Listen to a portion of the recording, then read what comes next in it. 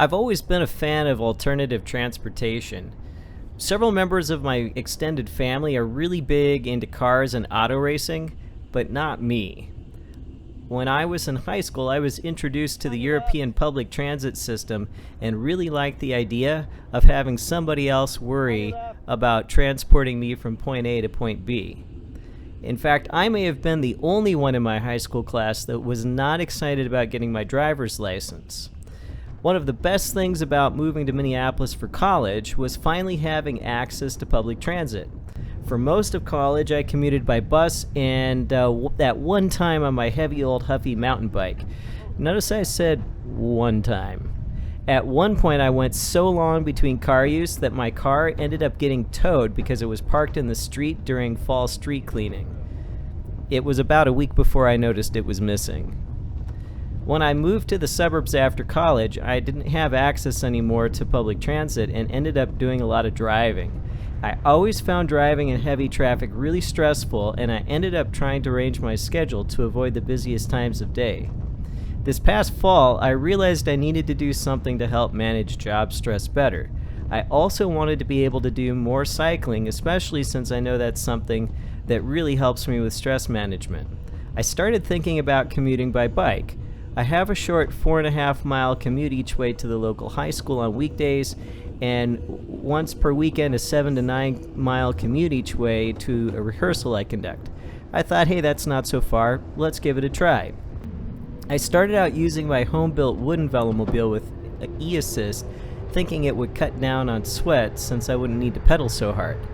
The not needing to pedal so hard part was true, but it turns out it doesn't take much to make me sweat. However, it at least gave me a taste of what going car-free could be. In March, my book arrived and I decided to try commuting with it. At first, I just used it when the weather was nice. It's easy to get motivated to go cycling when it's sunny and pleasant. Some of my appointments are also before 9 a.m., and as someone who is not a morning person, I don't really like getting up in the morning. So I would sleep in and take the car instead and just cycle to later appointments. In April, though, I decided to challenge myself to use only the book for a month. I was surprised the first day that it wasn't so hard to get up 30 minutes earlier in the morning so I could cycle in.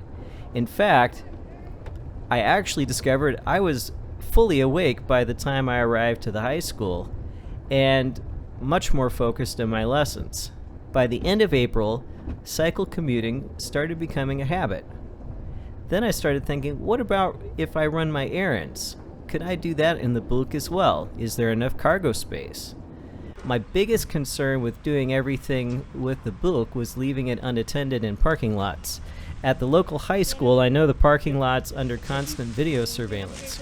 Putting a motorcycle tarp over the book is sufficient to keep it safe there, but what about the grocery store and other places I needed to go for errands? And how would I get there safely since so many roads around here are 4 or more lanes of heavy traffic? One of the things I learned early on with commuting to the local high school is that if you study the maps well enough, you can almost always find a quieter alternative route with better pavement. There are quite a few grocery stores here where I live. I decided to try commuting to one a bit further away that I could reach with side streets. It didn't have a bike rack to lock the book to, but it did have some posts and trees. The first time was kind of stressful, but with the lock and the motorcycle tarp, it was pretty secured. So far after a summer of grocery shopping by velomobile, I'm happy to say that nobody's bothered it, and I've always had enough storage capacity for my groceries.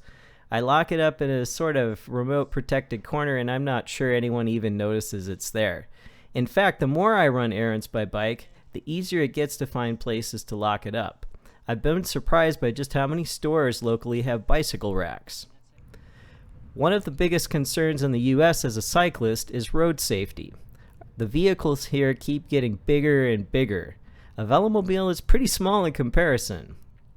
I've chosen to do a variety of things to make myself as visible as I can, such as choosing a bright color for my velomobiles, running bright flashing lights front and rear along with a hotspot up top, which I highly recommend, choosing quieter routes and riding when there's not quite so much traffic, running an incident camera in case something happens, keeping a close eye on my mirrors, and always having my finger near the horn button at intersections.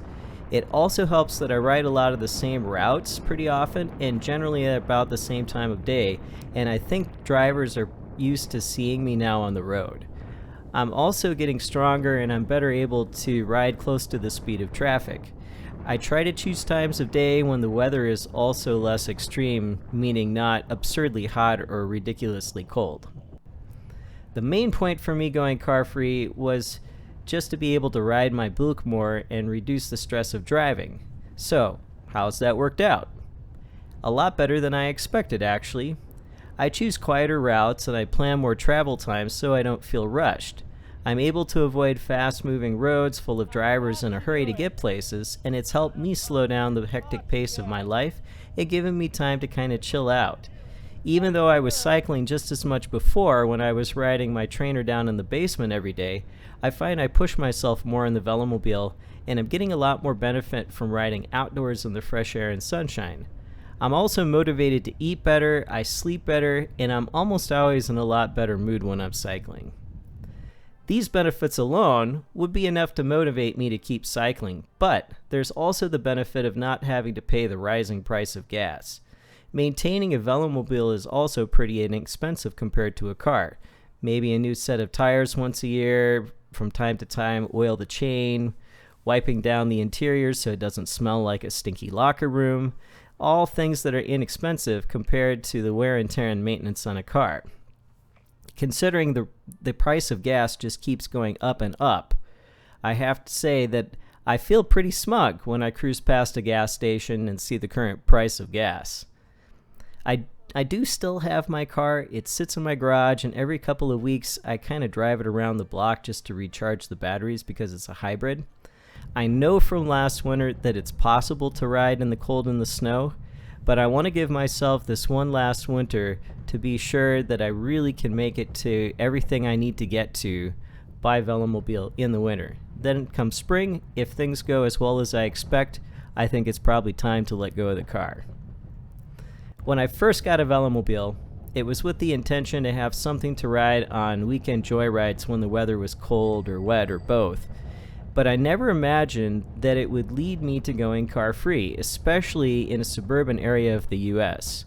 It's easy to look at a velomobile and think it's intended for racing or just a curiosity, but I found that a velomobile is useful for so much more than just going fast. I now understand why people that go car-free are so passionate about it and the health benefits physically and mentally that come from making such a big life change. If you've ever thought about going car-free, or even replacing some of your commuting with riding, I strongly encourage you to give it a try for a month. It's a decision I'm really glad I made. As always, thanks for watching. Remember to like and subscribe, and let me know in the comments if you've gone car-free or it's something you're thinking about doing.